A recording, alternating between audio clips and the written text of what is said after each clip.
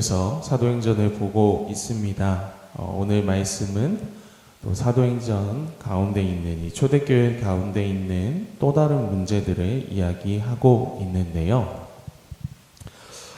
계속해서 우리가 이 이야기들을 보면서 어떻게 보면 이 초대교회에 대한 환상을 좀 깨야 되지 않는가라는 생각을 하게 됩니다. 왜 그러냐면 우리는 흔히 초대교회로 돌아가자라고 굉장히 많이 이야기를 하지 않습니까? 초대교회의 모습으로 돌아가야 한다.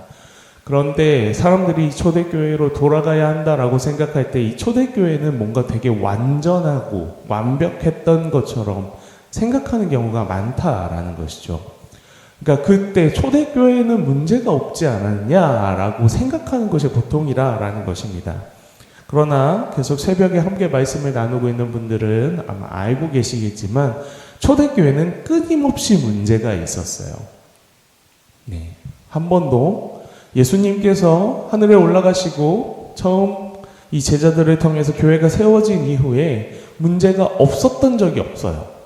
그러니까 내부로부터이든 외부로부터이든 이 하나님이 세우신 교회임에도 불구하고 아직 이 땅에 세워진 교회이기 때문에 교회 안에서는 계속해서 문제가 발생하고 있다라는 것입니다.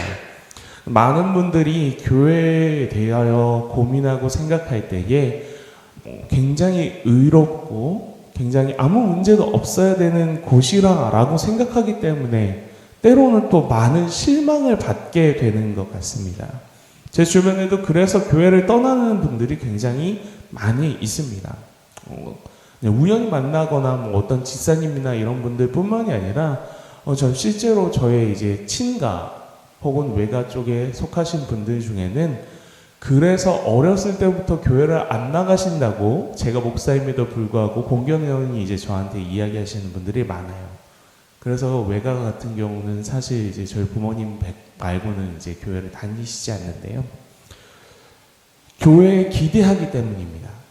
그러나 교회가 그 기대에 대하여서 제대로 부응시켜주지 못하는 모습을 보게 될 때 그들이 떠난다라는 것인데 이 포인트가 자꾸 문제가 없어야 한다 쪽으로 가는 게 저는 사실 안타깝다라는 것이죠. 초대교회는 계속해서 문제가 있었어요. 결코 완전히 깨끗한 교회는 아니었다라는 것이죠. 다만 이 문제를 어떻게 해결해 나갔는가가 더 중요한 것입니다. 오늘도 문제가 생겨나고 있습니다. 여러 가지 문제들이 생겨났고 그것을 풀어내었지만 오늘 결국엔 또 문제가 무엇이 생겨나냐면 이 초대교회 가운데는 헬라파 유대인들과 또 그렇지 않은 유대인들이 등장하고 있습니다. 당시에는 이 유대인들을 헬라파와 히브리파로 나눴다라고 이야기하고 있는 것인데요. 어떤 것이냐면 히브리파는 기존 히브리 유대의 그 전통을 지키며 살아가는 사람들을 이 히브리파 유대인이라고 생각하시면 될 것 같고요.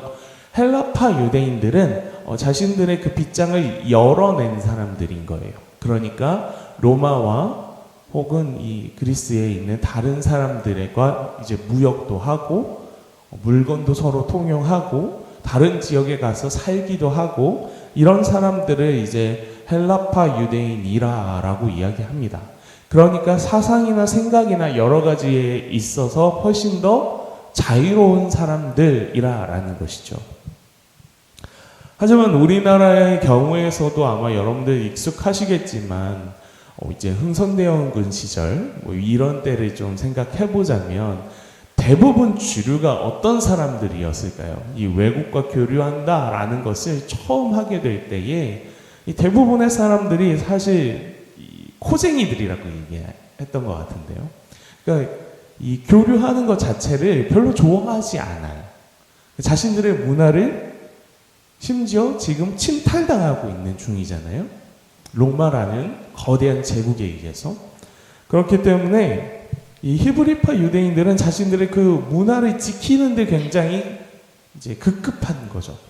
그러니까 일부러 더 교제하지 않는 그런 무리들이에요. 그런데 침략을 당한 상황이기 때문에 아무래도 히브리파 유대인들이 주를 이루고 있었던 세상이라는 것입니다. 그 중에서 약간 개화파라는 느낌으로 인하여서 소수의 인원들이 이 로마와 헬라 문화에 융합되어지면서 그들과 문화 교류를 하고 경제적인 교류를 하며 살고 있었다라는 것이죠. 근데 여기서 이제 문제가 되는 것이 이것입니다. 헬라파 유대인들은 사실 히브리파 유대인들 입장에서 보면 쟤들 왜 저래? 라는 사람들인 거예요. 저것들 보소? 저 양놈들이랑 이야기하네? 이런 사람들이었다라는 것이에요. 그러다 보니까 자연스럽게 약간 배척을 받기 시작하고 약간 주류가 아닌 사람들이 되어가고 있었던 것이죠. 교회에서는 이런 일들이 벌어지면 안 되는데 교회는 모두가 평등했으면 너무나 좋겠는데 오늘 말씀은 무엇이라고 이야기하고 있냐면 과부들이 구제를 받아야 한다라는 것이죠. 네, 고아와 과부들은 구제의 대상입니다. 그들은 스스로 경제활동을 하는 것이 굉장히 힘들고요. 그리고 자신의 부동산이나 이런 걸 가질 수도 없어요. 왜 그러냐면 이 유대 문화에서는 그것은 남편으로부터 나오는 것이기 때문에 아내가 그것을 법적으로 소유하고 지키고 계속 운영할 수 있는 것이 쉽지 않은 현실이에요. 그래서 보통 고아와 과부들은 이 구제의 대상으로서 매일매일 먹을 것을 받아야 하는 이와 같은 일들이 있었다라는 것입니다. 근데 거기에서 자꾸 헬라파만 빠지는 거예요. 히브리파만 먼저 이렇게 구제하면서 헬라파는 빠지는 겁니다. 의도하고 뺀 것인지 아닌지는 잘 모르겠습니다. 말씀은 그것에 대해서 이야기하고 있지 않습니다. 그러나 분명하게 초대교회 가운데서 지금 무엇이 벌어지고 있는 거예요? 차별이 벌어지고 있는 것이죠. 자, 그렇다면 이제 이 문제를 어떻게 해결해 나아가야 하는가? 이 차별을 우리는 어떻게 대해야 하는가? 오늘 말씀에서는 제자들이 이것에 대해서 이야기합니다. 우리가 이것을 일일이 다 손으로 터치하는 것이 옳지 않다라고 말입니다. 그래서 이 구제를 담당할, 그러니까 교회에서의 전반적인 이런 사무들을 담당하여 옳게 처리할 사람들을 우리가 뽑자라고 이야기하는 것입니다. 여러분, 그런데 세상에서 만약에 이러한 일들이 벌어진다라고 한다면 어떤 일들이 생길까요? 절대 다수가 아마 이 기득권을 가지고 가지 않을까 합니다. 그러니까 원래 원칙대로 하자면은 아마도 히브리파 유대인들이 다 이 구제하는 일들을 하는 집사들을 7명을 뽑는데 아마 그 중에는 히브리파 유대인들이 거의 대부분이었을 거예요. 아마 인원수 대비로 해서 헬라파 유대인들은 안 뽑히거나 1명 혹은 2명이 뽑혀야 하는 것이 사실은 우리가 생각하는 세상적인 그림이라는 것이에요. 그런데 오늘 이 일들을 위하여서 많은 성도들이 함께 기도하고 함께 뜻을 세우고 그리고 함께 투표를 행합니다. 그러자 7 집사들이 세워지는데 7 집사들의 이름을 자세히 보면 이 스데반 집사도 그렇지만 다 헬라식 이름을 가진 자예요. 그렇기 때문에 오늘 이 구제를 담당하는 사람들을 의외로 절대 다수파가 아닌 소수파에 속했던 헬라인과 교류하던 헬라파 유대인들을 세웠더라라는 것이 오늘의 말씀입니다. 그래서 말씀은 이야기하고 있는 거예요. 교회는 세상의 법칙을 따라 살아가는 사람들의 모임이 아니다라는 것을 지속해서 보여주고 있는 것입니다. 문제가 없을 수는 없어요. 왜냐하면 아직 하나님의 나라가 온전히 도래한 것이 아니기 때문에 임하였으나 아직 완전히 이 땅에 임한 것이 아니기 때문에 우리는 여전히 죄 가운데 살아가고 우리는 여전히 우리를 바라보며 살아갈 수밖에 없는 거예요. 그래서 교회 가운데선 때로는 실망한 일이 벌어지고요. 때로는 이해되지 않는 일들이 벌어져요. 그러나 그런 일들이 벌어질 때 초대 교인들을 닮아가야 하는 부분은 문제가 없는 부분들이 아니라 이 문제를 어떻게 해결해 나가는가라는 것이죠. 그들은 기도했고요. 그리고 7집사를 뽑았을 때 그 7집사들은 성령과 지혜가 충만하고 칭찬받는 사람들이었다라는 거예요. 그런데 심지어 그렇게 칭찬받고 성령과 지혜가 충만했던 사람들이 하나님의 뜻이었는지 모르겠지만 헬라파 사람들이었다라는 거예요. 아마 세상적으로 얘기하면 아무리 청렴결백하고 똑똑하고 성령이 충만하고 지혜가 충만하다라고 얘기해도 인기투표가 되어버릴지도 모르죠. 그러나 그런 세상적인 통념들을 교회는 어떻게 하더라라는 겁니까? 부셔내더라라는 거예요. 이겨내더라라는 거예요. 세상이 생각하는 대로 호락호락하게 그렇게 생각하며 교회를 이끌어 나가지 않더라라는 것입니다. 언제나 초대교회의 중심은 하나님이셨습니다. 문제가 없을 순 없으나 그러나 그 문제를 항상 하나님 앞에 기도하며 풀어냈던, 그리고 세상이 의뢰 말하는 것이 아니라 하나님께서 말하시는 대로 그 문제를 해결하려고 했던 것이 바로 이 초대교회의 위대함 아닌가 합니다. 그런데 정말 재밌는 일들이 벌어집니다. 초대교회는 문제를 해결하기만 했을 뿐이에요. 당면한 문제를 그냥 해결해 나가는 거예요. 기도하고 하나님 어떻게 할까요? 하고 그 문제를 해결해 나가는데 마지막에 무엇이라고 이야기하고 있냐면 계속해서 이 7절 말씀인데요. 제가 한번 읽겠습니다. 하나님의 말씀이 정성왕성하여 예루살렘에 있는 제자의 수가 더 심히 많아지고 허다한 제사장의 무리도 이도에 복종하니라 라고 이야기하고 있습니다.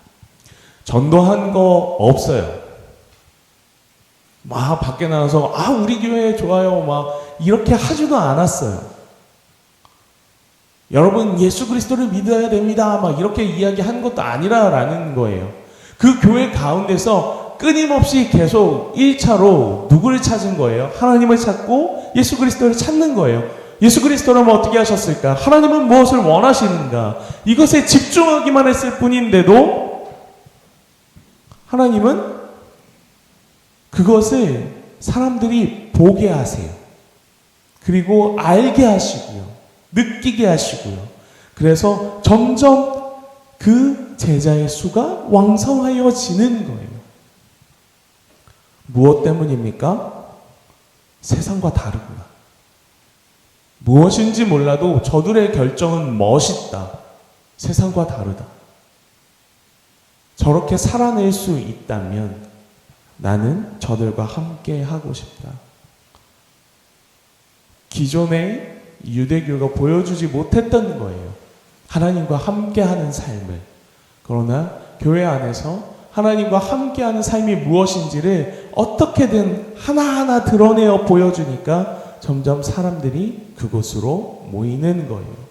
나도 하나님 믿어볼까? 라는 거예요. 나도 하나님 받아들여 볼까? 라는 것이에요. 그리고 심지어 누가까지 왔다고 얘기합니까? 제사장까지. 제사장의 무리가 이곳에 들어가는 것이 유대인들 입장에서는 가장 어렵고 힘든 일이에요. 왜 그렇습니까? 평생에 자신들이 주장해왔던 권리와 기득권들을 내려놓아야만 들어갈 수 있는 것이 그리스도인의 길이기 때문입니다. 그런데 그것을 내려놓고 이 교회에서 말하고 있는, 초대교회에서 말하고 있는 예수님을 따라가는 삶, 하나님께서 원하시는 것을 구하는 삶을 자신이 선택하기로 했다라는 것입니다. 아마도 이 가운데는 헬라인들도 있지 않았을까 합니다. 여러분, 헬라인들은요, 당시에 믿는 것 자체가 말도 안 되는 것이었어요. 사도 바울이 복음을 전하기 전에 처음에 초기의 믿음을 가진 헬라인들은 어떤 것이었냐면 하나님의 복음은 예수 그리스도의 구원은 오직 유대인들만을 위한 것이다 라고 생각하던 문화에서 믿는 거예요. 그러니까 나는 어떤 존재입니까? 아무리 열심히 기도를 해도요, 아무리 하나님 앞에 나와도요, 구원받을 수 없는 존재인 거예요. 그럼에도 불구하고 무엇이 좋아서 나오는 것입니까? 이 사람들이 하나님을 따라 사는 삶이 좋아 보이는 거예요. 이 사람들이 예수 그리스도는 어떻게 하셨을까라는 생각으로 내리는 그 결정들이 좋은 거예요. 세상에 찌들어 살고 있는데 그 세상과 너무나 다른 결정들을 내리는 이들의 모습이 너무 행복한 거예요. 그래서 내가 이곳에 구원이 없어도, 나를 구원하시지 않는다 하여도 나는 하나님이라는 신을 믿길 원합니다. 이래서 오는 사람들이 초대교회의 헬라인들이었어요. 그들을 향해서 바울이 이제 복음을 전하는 것이죠. 이 복음은 유대인들만을 위한 것이 아니라 첫째는 유대인에게요, 둘째는 헬라인에게도라 라고 계속해서 그가 전한 이유가 여기 있는 거예요. 너희들에게도 복음이 있다고요.